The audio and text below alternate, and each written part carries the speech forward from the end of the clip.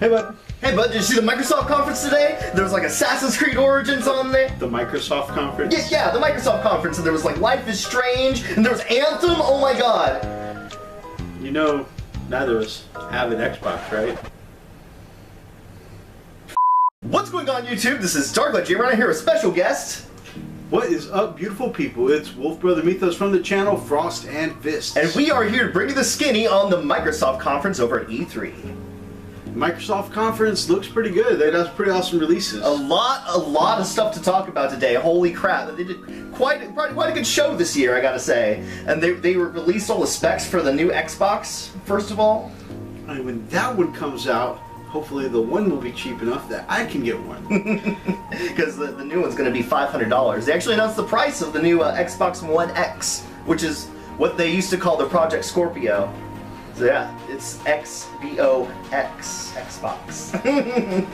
What do you think of the new price tag? $500. It's a little bit more than the PS4 Pro, but it's a little bit more powerful than the PS4 Pro. So I think it's actually kind of fitting. Okay. I think it's fair. I don't know that they really could have reduced it down to $400, to be completely honest. Right on. So I think that's a fair price. It's going to be out November 7th.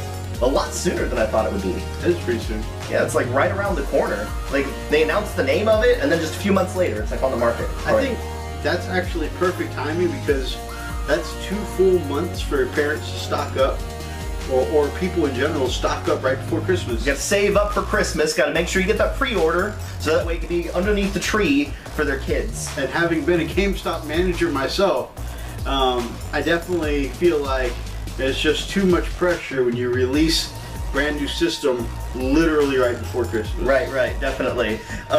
They say it's the most powerful console so far. I mean, they don't just say it, but it's, you know, fact right now. Like, they've released all the specs. It has the highest specs of any console so far. You know, they talk in this lingo that I don't understand, teraflops and all that. But it's the most powerful system so far, and it's supposed to have a true 4K for all games. So we wouldn't really be able to take advantage of that yet, though, because we don't really have a 4K TV, because we po. We po. But even if we don't have a 4K TV, much like the PS4 Pro, it will make all games look better, even on standard definition, or on regular, I say standard definition, we don't play in standard definition, on regular high definition. I like my 1080p TV, don't make me upgrade just yet. So it'll make games look better on a 1080p TV. And it's even got like a liquid cooling system in it to keep it cool, which is cool in theory. It sounds really cool. Some people have concerns about it being cooled by liquid. Well, I mean, computers are liquid cooled, but it is a console, so there's a lot of shipping involved, and it's a new technology that, you know, liquid cooled processor being put in a console. It's new. And one advantage that you usually have in a console is that usually there's, you know, you have a couple of LAN parties with your buddies. Mm-hmm. It's usually much easier to just pop console into a special bag or a backpack. Yeah. And go to a LAN party, come back, hook it back up to your TV. Yeah, so like what happens if you're transporting it a little too rough and the liquid cooling gets all screwed up? And Microsoft has kind of been known in the past to make some hardware mistakes, you know what I mean? What? So I mean, it sounds like it could be really cool in theory, but we're all kind of expecting some hardware issues to pop up with that. And most of the time when these new systems pop out, you just almost always... Yeah, not just Microsoft, but like any new console, usually there are some... But ever since the very first, you know, the red ring of death with 360, people always seem to notice the Xbox failures a little more often. Yeah, definitely. On top of that, you know, it's going to be true 4K, you know, and by true 4K, they mean it's going to be, it's going to support what they call HDR, high dynamic range, and all that good stuff. It's going to be 60 FPS of all games, but there won't have any, like, exclusive to Xbox One X games. Much like the PS4 Pro, you'll be able to run all games with just an Xbox One, Xbox One S, or an Xbox One X. That's good, not forcing us to upgrade our systems already. Right, and all your accessories are going to be compatible with it too, so you know you don't have to buy new exclusive Xbox One X accessories. So that's going to be awesome. So whenever you do decide you're going to upgrade from the Xbox One we don't have. Right, right. Yeah. But for those of you that have an Xbox One or an Xbox One S and do eventually want to upgrade to the Xbox One X, just know that your accessories and all your games will be able to be run on this, and it'll look even better than before. Sweet. And it's smaller. It's smaller than the Xbox One S, which is smaller than the Xbox One. And it's more powerful. How though? The way of the world nowadays. How though? So the first game that they showed off with this awesome new Xbox One X technology was Forza. Forza. And I'm not a big racer, you know, I don't play a lot of racing games, but Forza looked gorgeous. I thought the design of the cars looked cool. The design of the cars looked cool, it was very realistic. The graphics were intense. The graphics were very intense. Like, just individual things on the dashboard as it was going was like it was actually vibrating. Right, but it didn't sound like a vibrator. It didn't sound like a vibrator, you know. So the cars looked gorgeous, the atmosphere looked gorgeous, everything in like the super sharp definition, and like it has what do they call it, like weather changes all the time. Like you'll be driving and it'll be clear skies, all of a sudden you'll see clouds roll in and it'll start to rain. So that adds a kind of a level of like hazard to it. It also has some beautiful moments because it transitions from night to day, so you see that the sunrise, that sunset. And I'm sure being able to just see differences in the environment, that's going to add to it. And not just see, they say you'll be able to feel the weather. So whenever it starts to rain really hard, you'll feel it kind of like push against your car, and you'll feel like the wind is like pushing back against you, you know what I mean? And you'll have to deal with the rain. That would be awesome. Wet roads and all that. So she was supposed to have like a more realistic feel to it. Let's see, there's over 700 cars in there. 700? That's a lot of cars. That's a lot of cars. One of them was actually revealed today to the world at E3. Not at some kind of car show, car convention thing. That they showed was it the 2018 Porsche 911 GT2 RS. Sounds awesome. It looks gorgeous. I'm never going to be able to afford one. Like, not ever. In all my YouTubing careers. You're talking about when you hit like triple platinum, or you get your diamond button. Totally gonna get that diamond button, problem. guys. Get myself a Porsche 911 GT, whatever, 2RS. But yeah, I think that was really interesting that they like revealed that at a gaming convention. But you know, they had a partnership that's ongoing. If I could just take a side tangent. Speaking of diamond buttons, what kind of car do you think Marky-Moo drives? I mean, do you think it would be one of these crazy high-performance cars? Marky-Moo seems like he'd be the kind of guy that has just like a regular old car. He does. So as opposed to Need for Speed, this one is more about racing. Like on the track, you want to be in first, you want to be the fastest. The new Need for Speed game seems like it's more like a driving adventure. This one is competitive driving. Big scene for it. There's a big scene for it. In fact, Forza is the largest online racing community in existence. There's a huge racing community online for Forza. A lot of money to be made in tournaments and such. Crazy. But anyway, so this is about Forza. We don't really do a lot of racing. I do kind of want to play it at some point. It looks really good, but I might not just, just not pre-order it and pay $60 for it. Redbox. The one that they showed after that was Metro Exodus. And when they first showed it, I was like, what is this game? Which one's that? Was that the one that looks like Fallout? Yeah, the one that looks like Fallout. It's like a gear punk kind of style.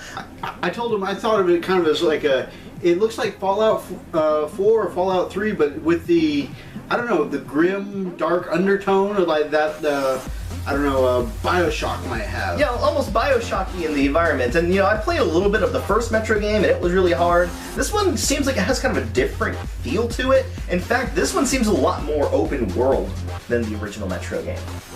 When I first saw it, I was like, this looks kind of like Fallout, but not really. And then I'm like, oh, it's that one really hard game. And he said this game was really hard. The one on super PC, hard ones? it's a pretty hard PC game. The original Metro was. I don't know about the second one or this one, if this one's going to be a little bit less difficult and more about exploration or whatever.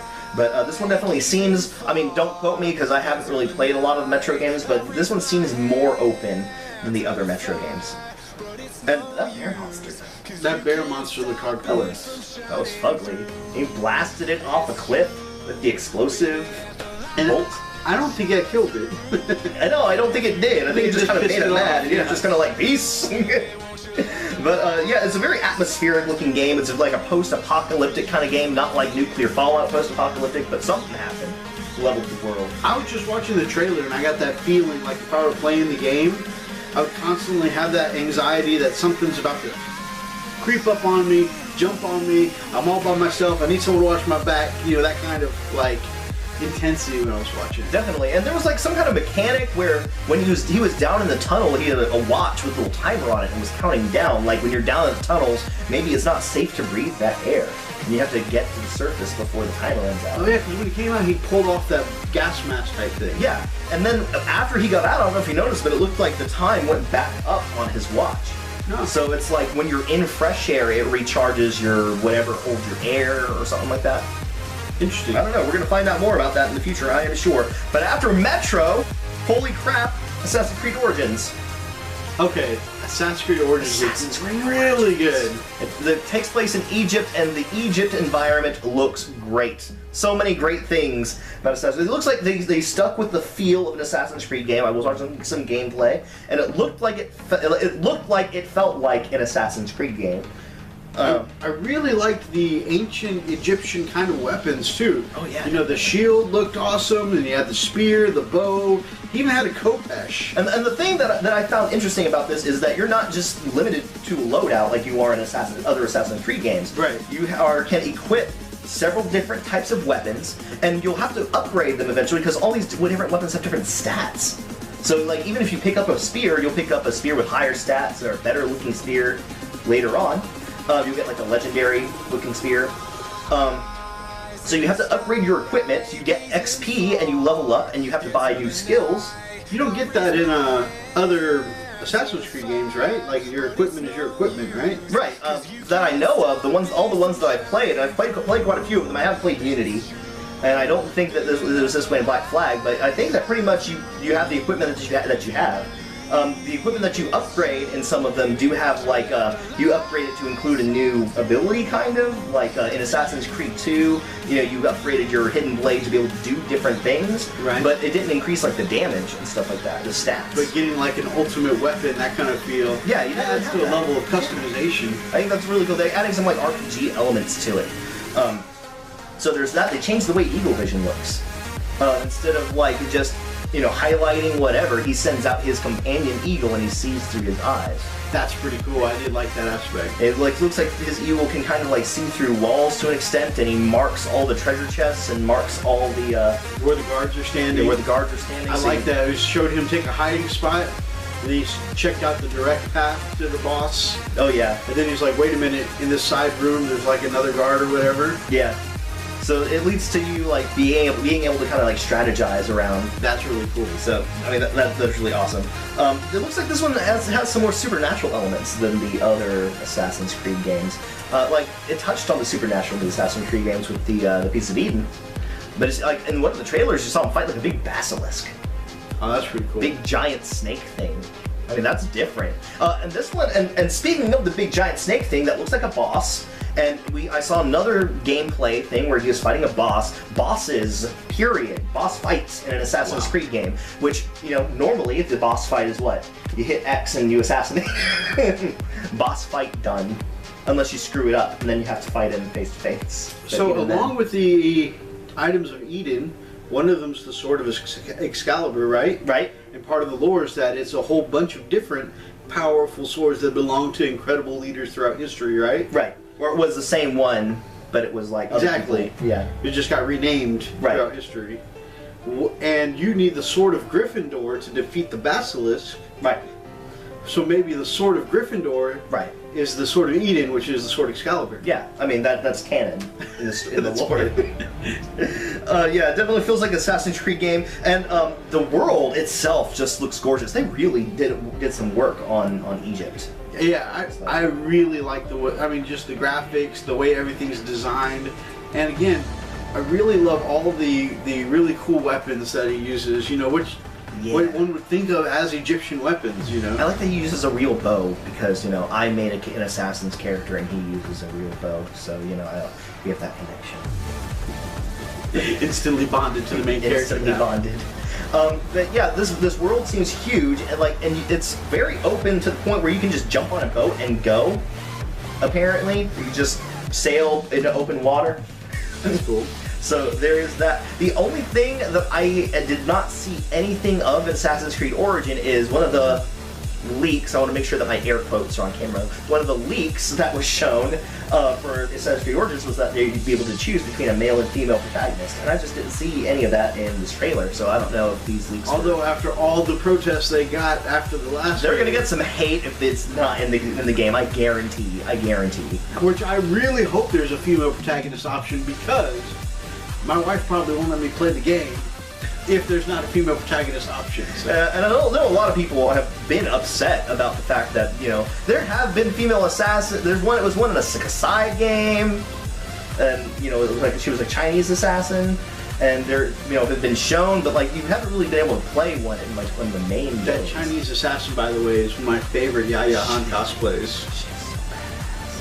But anyway, Assassin's Creed Origins is slated for an October 27th release. That's cool. Which is before the Xbox is going to be released.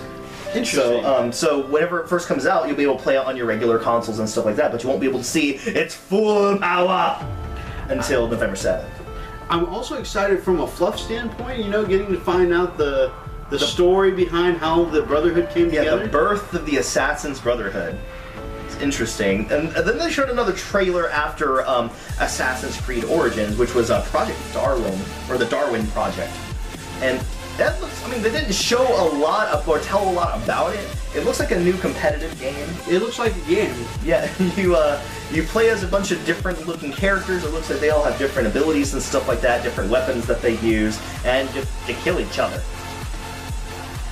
That looks like the game, but it looks like they're trying to promote it as like an esports thing, you know, so maybe it'll pick up. Maybe we'll find out more about it later. We'll have to see. Let me know what you guys think about the Darwin Project down below. And speaking of beating the crap out of each other, Dragon Ball Fighter Z, though. I'm pretty excited about that. Dragon Ball, I mean, there's been Budokai and stuff like that. The new one, what is it called? Xenoverse. I really like the Xenoverse games, so I love the ability to customize. Yeah, you play as yourself, and that's really cool. I mean, I definitely am a fan of Xenoverse and Xenoverse 2.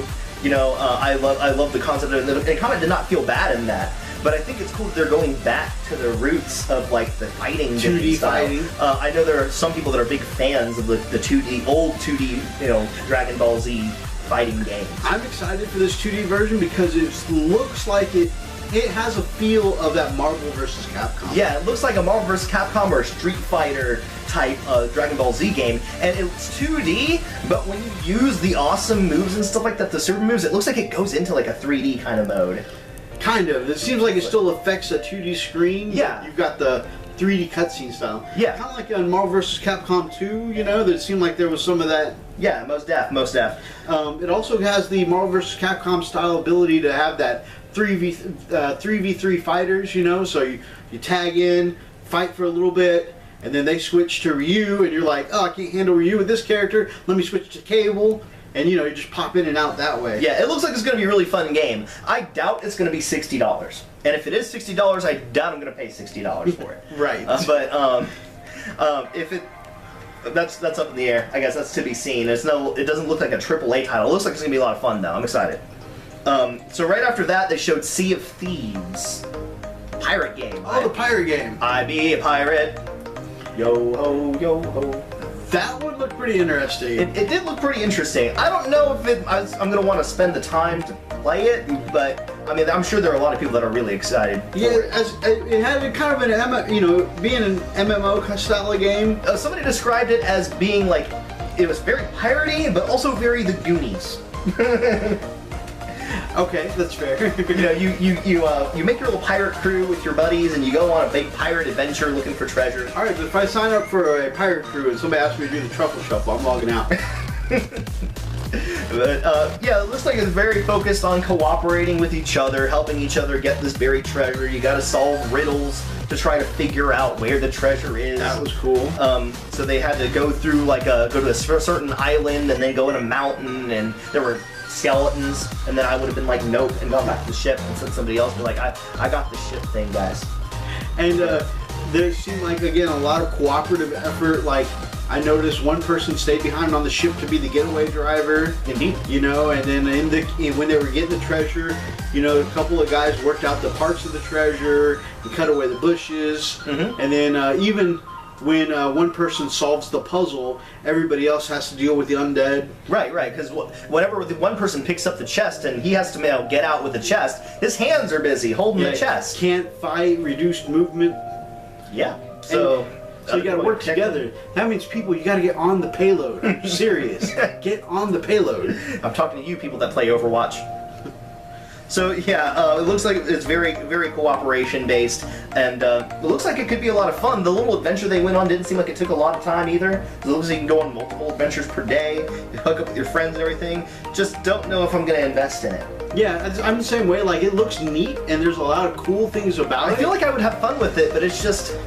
As an MMO style game, how much time sink, how much commitment am I going to have to And that backlog, though. That backlog is so real. I'm staring at a big backlog right now.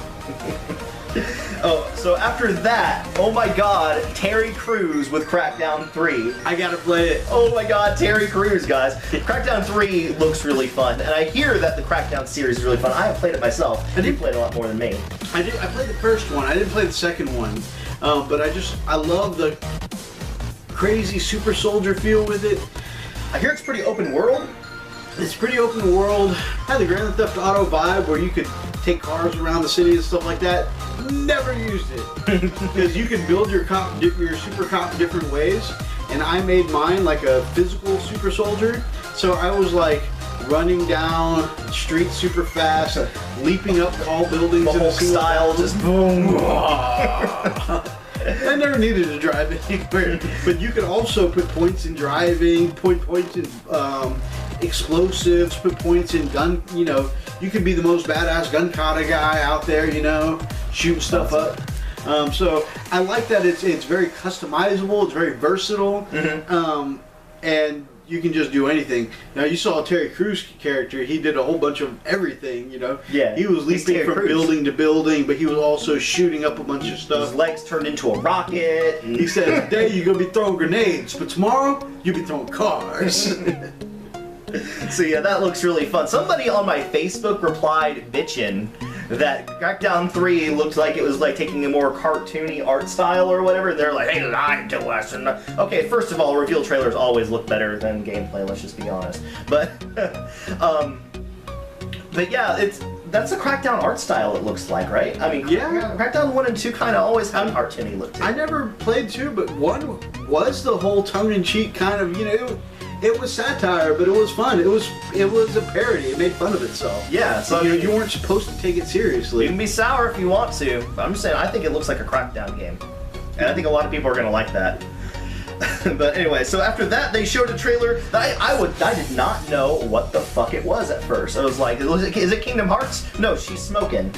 Kingdom Hearts characters don't smoke. So what the crap is this? And then Life is Strange popped up. I know nothing about Life is Strange. Did Square Enix make the original Life is Strange? I don't think they did. But did they? Did they? Okay, so yeah, I saw Square Enix game, didn't know what it was, and it turned out to be Life is Strange. I haven't played Life is Strange yet. People say that I have sinned. I haven't even seen anything. I heard it's an amazing game. It's a very story-driven game where all your choices determine the ending and stuff like that. They're very much about there is no right and wrong answer.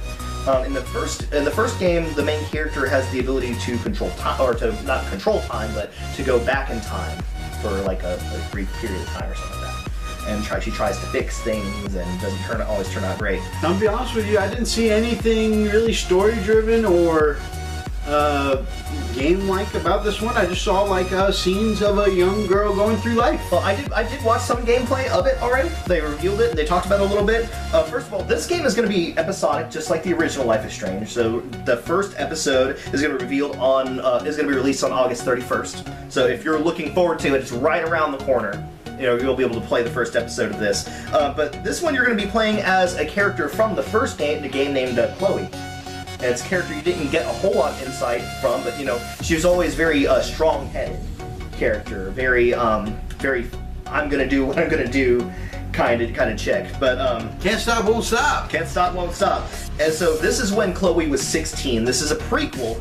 They said do not call it Life is Strange 2 because it actually takes place beforehand. And so you get to see kind of like what brought Chloe to be the character that she is in the first game. Okay. So she's a kind of a different person in this game. I like games that kind of, you know, provide a sense of continuity like that. Right, right. I think in the first game she had like blue hair, and she's going to act a little bit different than in this game because she was in a different place emotionally than she is. Chloe has no powers. That's going to be a different thing. They said specifically they did not want this to feel like there was just a city of people with superpowers. So is there still going to be unusual events like that? It looks like it's going to be a more grounded story and more like realistic type story. And it looks like it's not going to be as big of a scale of a story. It's going to be like a more personal story to her instead of like this big... I think the first one there was like a you have to fix this or the world will end kind of story. Almost like a superhero story. And this one is more just like a personal story. You know, it's going to be different. Again, it revolves around choice. There's a lot of choice in the game that will craft your story, but they say there is no right and wrong answer. So... there's not necessarily going to be good things that happen, but bad things that happen depending on what you choose. It's going to be if you choose to do this, this will happen. You know, you'll do this, but this won't happen. And if you do this, this won't happen. And it's just like, you know, consequences no matter what you do, I guess.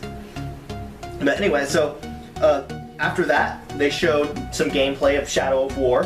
Okay, Shadow of War looks awesome. Okay, Shadow of War looks really impressive. I am kind of looking at, like, the first game bit me so hard, and I know I'm in the minority on this because, you know, people have told me, but the first game, the Nemesis system was great, and I loved the gameplay, and I loved the first half of the game because, like everyone else, I just dicked around the first half of the game. My goal was to clear that whole screen of generals and have them all deads. Have them all dead, or, you know, working for me. So, after that, when I finally continue the story, you get to that one really hardcore boss fight, and then the end was just like, and here's the end.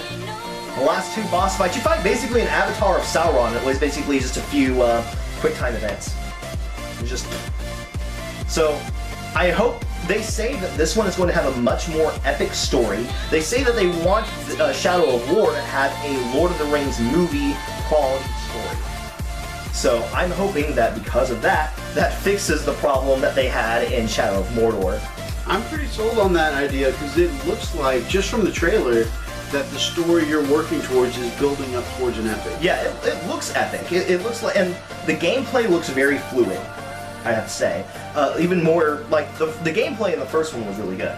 And it looks like he was, in this one, he was just, like, shadow warping, like, from enemy to enemy. Stab this guy, warp over to this guy, kill this guy, warp over another guy.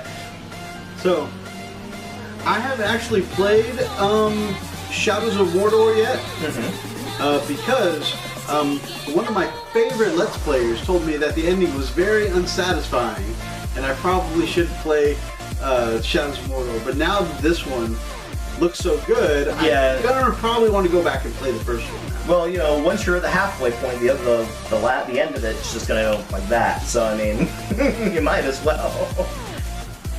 But I'll just add that on top of my pile of other games to play. I've got so many to play right now. I do love the character Talion though. Talion is kind of a badass.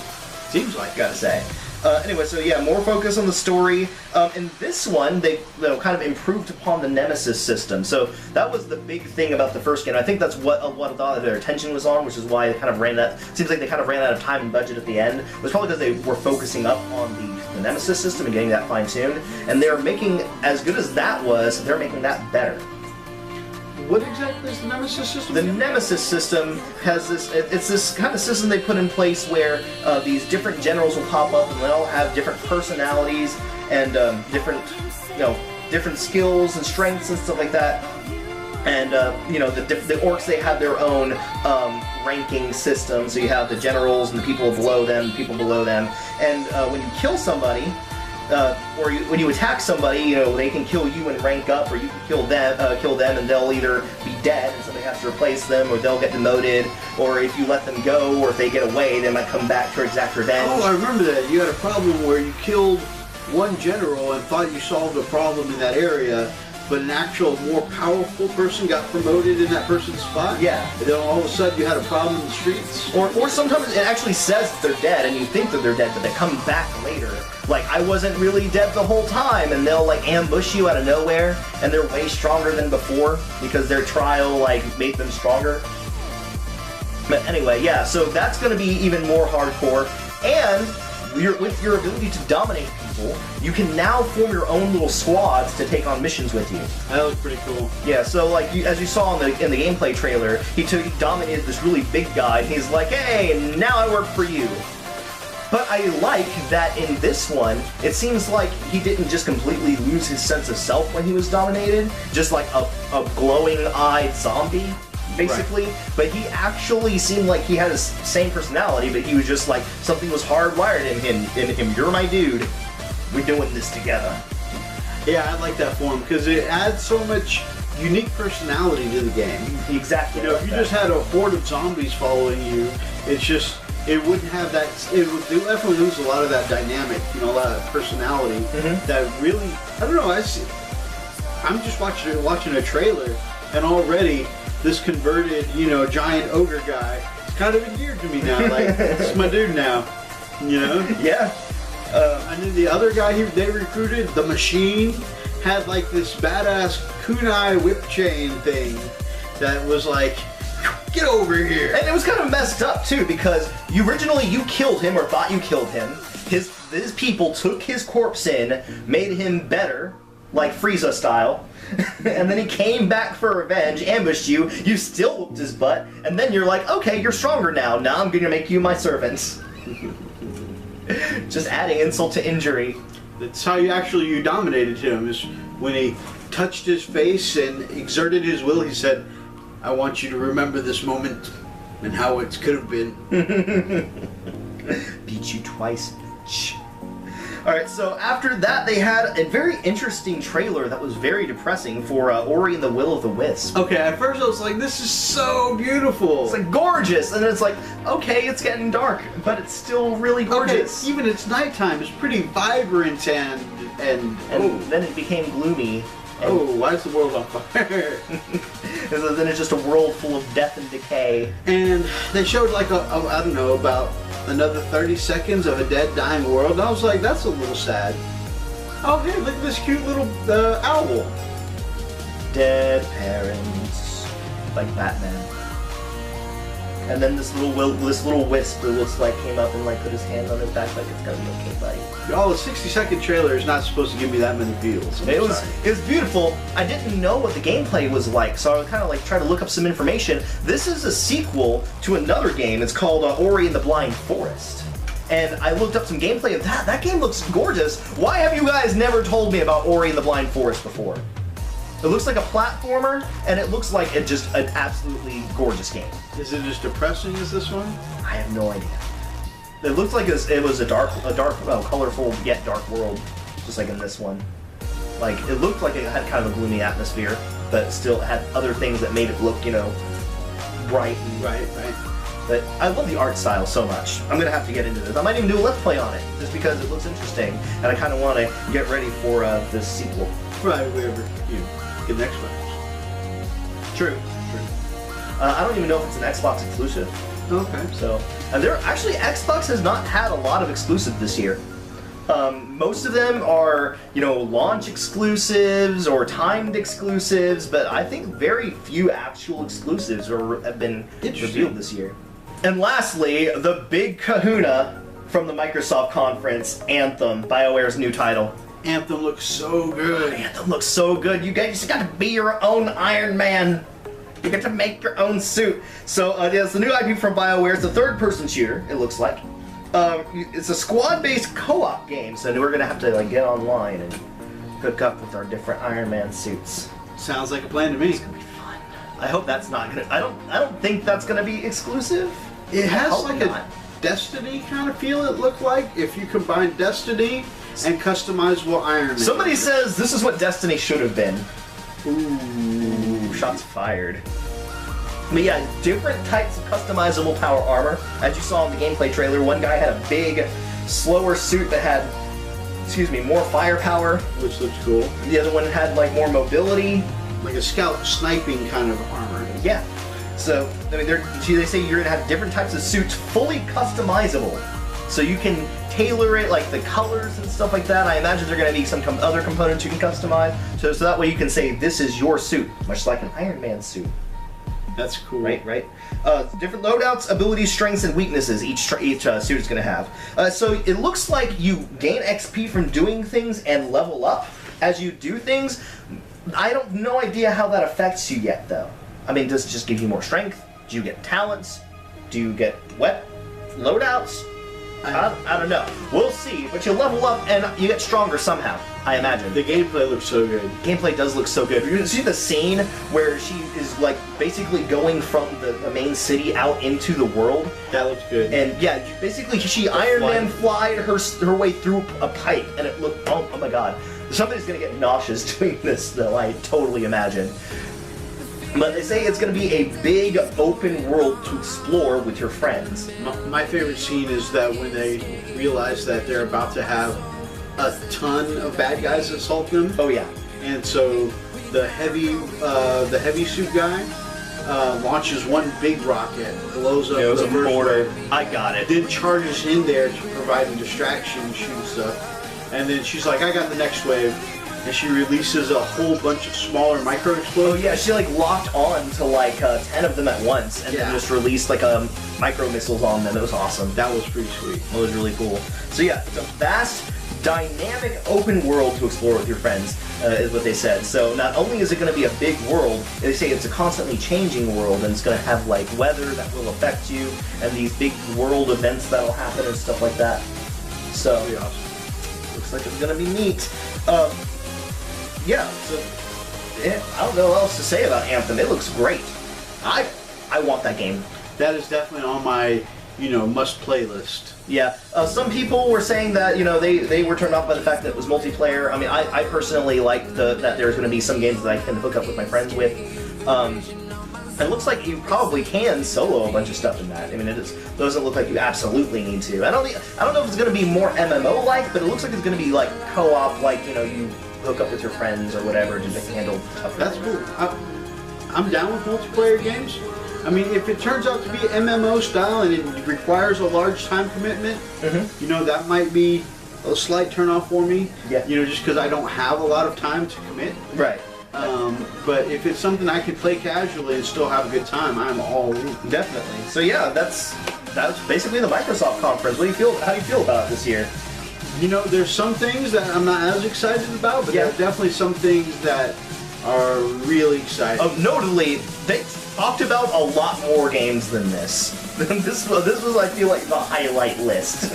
Because there's like a lot of... They actually had a whole block where it was just a few seconds of like 20 different games. I'm definitely excited for the new Assassin's Creed. I'm definitely excited for Anthem. Oh yeah. I think some of these are just really, really going to be awesome. Metro Exodus. Yeah, that's the one. Metro. Yeah. Yeah, it's going to be awesome. Anyway. I'm going to be excited about that one if I can ever remember its name. I'll be there to remind him. I'll just be like, Metro Exodus, there's that one. Oh, and Dragon Ball FighterZ. Oh yeah, that'll be cool too. It's going to be awesome. Anyway, any closing statements from you? No, I think I just, yeah. Yeah. Those are the games I'm excited for. Alright, and I hope you guys enjoyed this video. If you did, please do me a huge favor with that thumbs up button down below. It really and truly means a lot more to me than you guys know. Do me a favor, drop some comments too. Let's talk about any and all of these games. I love hearing from you guys. I just love chatting with you guys. It really and truly makes my day. And if you haven't hit that subscribe button yet, you guys know that I would love to have you guys as a member of the Darklight family, and I hope that we'll continue this YouTube journey together again very, very soon. Until then, may your dreams light your darkest hour. And I'll see you next time.